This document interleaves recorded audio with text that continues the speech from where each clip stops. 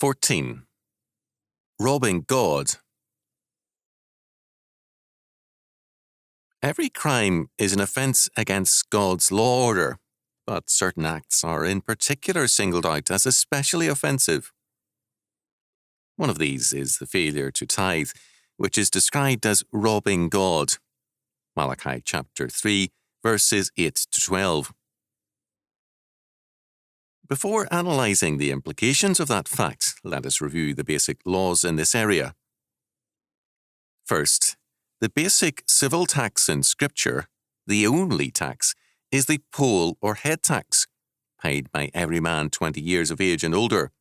Exodus chapter 30, verses 11 to 16. The same tax was assessed on all men. The rich shall not give more, and the poor shall not give less. Exodus chapter 30, verse 15. All have the same stake in justice and therefore pay the same. Second, no man is allowed to tax his own future by means of debt. The length of a debt is limited to 6 years. Deuteronomy chapter 15, verses 1 to 4. No man has a right to mortgage his future, since his life belongs to God. Third, the tithe is required of all men.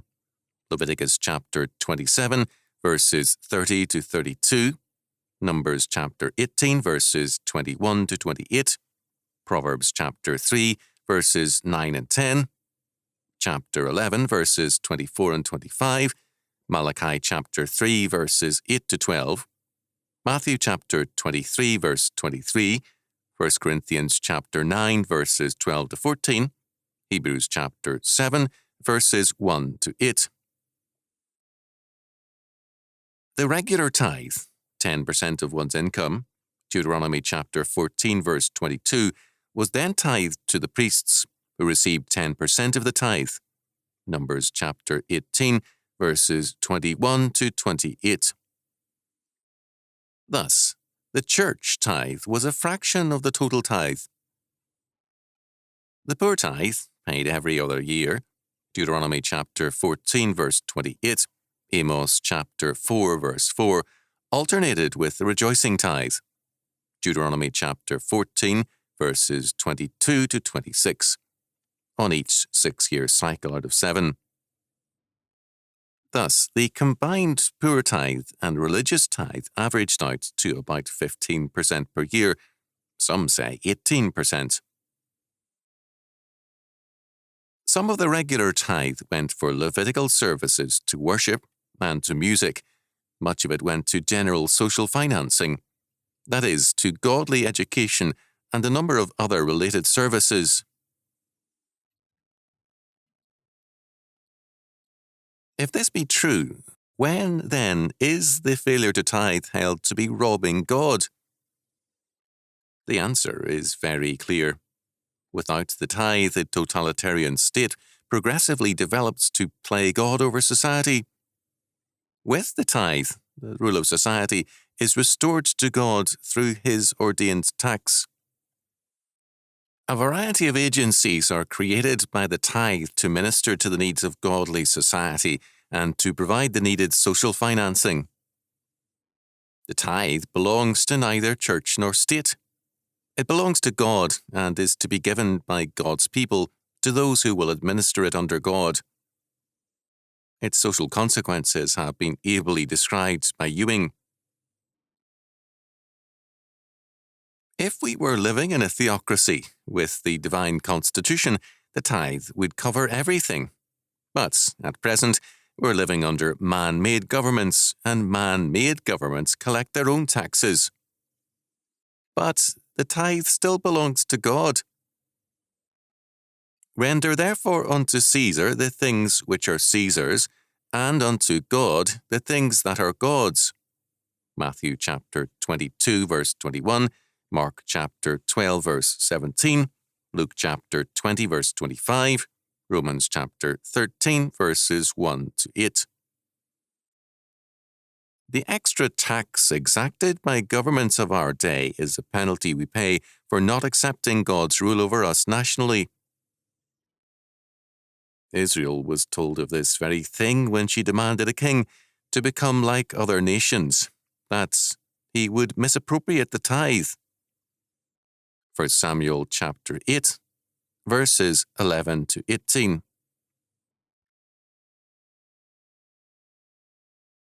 In view of the radical implications of the tithe for society, the failure of the Church to teach its importance and meaning constitutes a form of robbing God, as surely as does the failure to pay the tithe.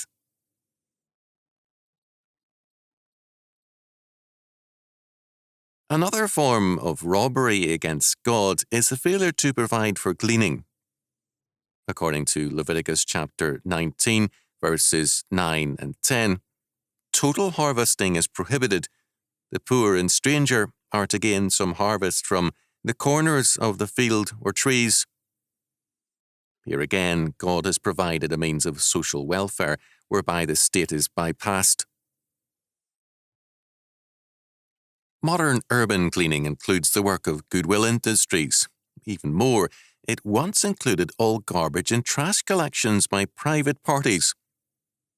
Paper was bought and reprocessed for use. Rags were important for a variety of uses. Garbage for hog feed or for compost. Metals for scrap. Old bottles for reuse, and so on. Private enterprise made profitable use of trash, whereas today most cities, having made trash collections a socialist monopoly, have mountains of expensively collected trash accumulating and creating major problems. Not too many years ago, trash collection was a business many immigrants entered as poor men and sometimes left as prosperous citizens.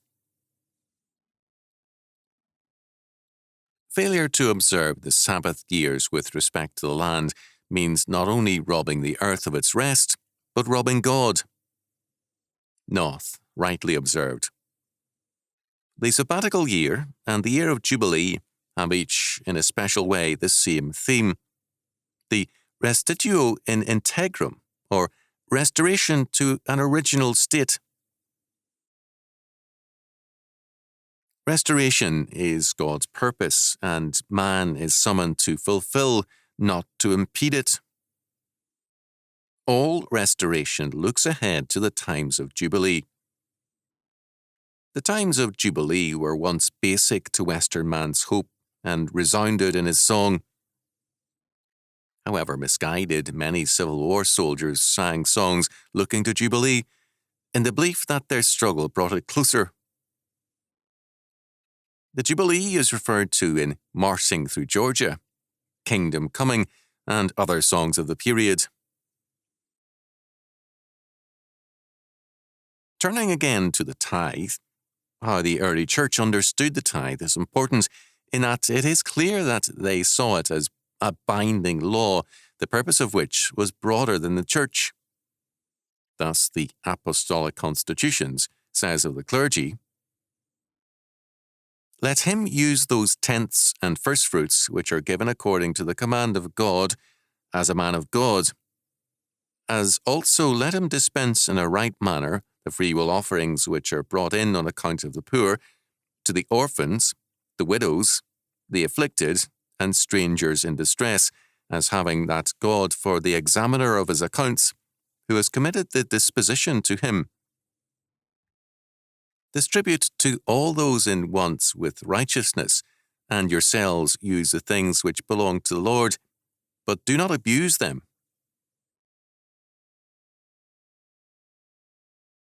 The Apostolic Constitutions made the bishop and clergy the dispensers of the tithes. With this, we cannot entirely agree. However, the important fact is the functions covered by the tithe and gifts in a time of oppression and persecution, and the fact that the tithe was seen as a basic, continuing law. A pseudo-Augustinian sermon stated that refusing to tithe is simply theft. Whoever will not tithe the tithe appropriates property that does not belong to him. If the poor die of hunger, he is guilty of their murder and will have to answer before God's judgment seat as a murderer. He has taken that which God has set aside for the poor and kept it for himself. Another such sermon stated, "Our ancestors had more than they needed because they gave God tithes and paid their taxes to the emperor. However, since we do not wish to share the tithes with God, everything will soon be taken from us.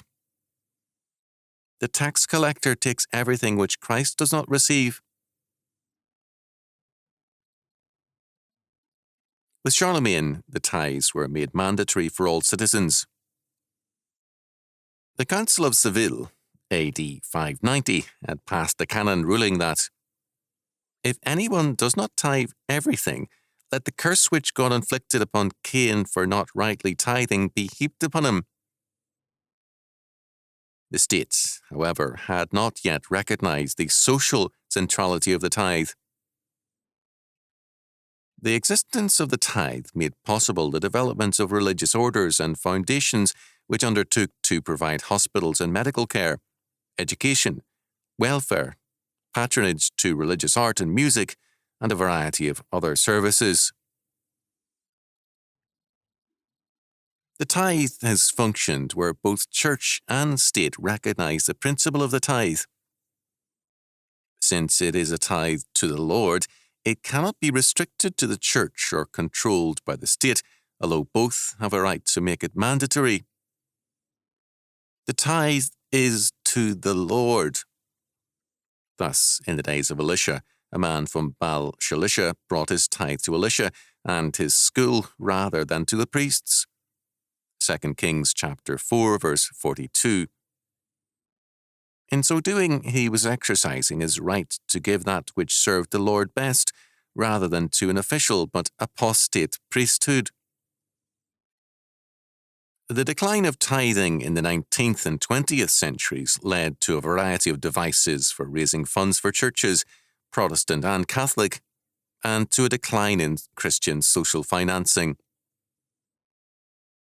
The result was a shift of power to the state, and also the growth of taxation to remedy the lack of social financing. Without the restoration of the tithe, there can be no restoration of Christian social order, nor can power be restored to the Christian man under God. In quote-unquote reviving tithing, the modern church has personalized the framework. It has referred to the promises of Malachi chapter 3, verses 8 to 12, to the individual. They clearly refer to a national blessing. The tithe creates a radically different social order, and hence a blessing to the nation is spoken of, both as a consequence of tithing and as a result of God's favour. Moreover, the modern church calls for tithing to the church, an erroneous view which cuts off education, health, welfare, and much else from the tithe. Quote-unquote medieval culture saw all these things as a function of the tithe, and when existing orders failed to minister God's gifts properly, new orders arose to receive and administer them. The result was resentment on the part of parish priests, of course, but a healthier social order as well. Tierney's comment on the care of the poor, then, is striking. When parishioners who were prepared to bring all kinds of charges against their priests very seldom did raise the issue of the neglect of the poor, the most obvious inference is that it was not a common feeling among resident parsons and vicars. The modern social order robs God by stripping virtually every area from his jurisdiction, from his ordained governments and care.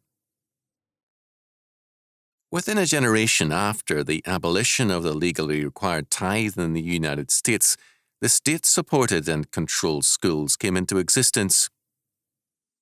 Because revivalism and antinomianism led to the decline of the tithe, denounced as legalism and bondage to law by the beginning of the 20th century, welfare came to be a statist function. A new social order came with the abandonment of the tithe, and the rapid increase of taxes ensued, or statist double and triple tithes and more to further that new order. Foundations, once an instrument of the Christian tithe, became progressively social agencies with statist ideals. The city of God was progressively replaced with the city of man. The effective lord of an order is always the essential taxing and tax-collecting power. If the church collects the tax, the church rules society. If the state collects the tax, the state rules society.